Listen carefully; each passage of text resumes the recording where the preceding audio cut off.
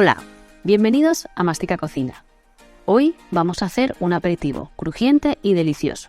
Verás qué fácil. Pelas 700 gramos de patatas. En una olla pones agua fría, introduces las patatas peladas y limpias, añade una cucharada de vinagre y otra de sal y dejas cocinar por 40 minutos. Una vez cocidas las patatas, mételas en un bol y machácalas.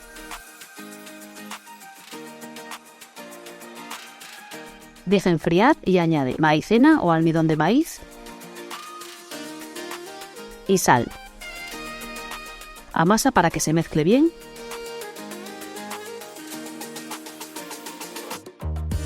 Y añade un poco de pimienta. Termina de amasar y coge una pequeña porción. Haz una bola. Colócala sobre una tabla de cocina y aplástala con los dedos.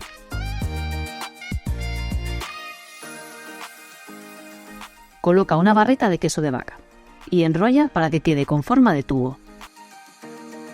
Aplasta los bordes para que no se abra y salga el queso. Haz lo mismo con el resto de la masa. Pon aceite a calentar en una sartén profunda o freidora y fríe hasta que se doren. Unos 2 minutos. Sácalos a papel absorbente para que sequen el exceso de aceite.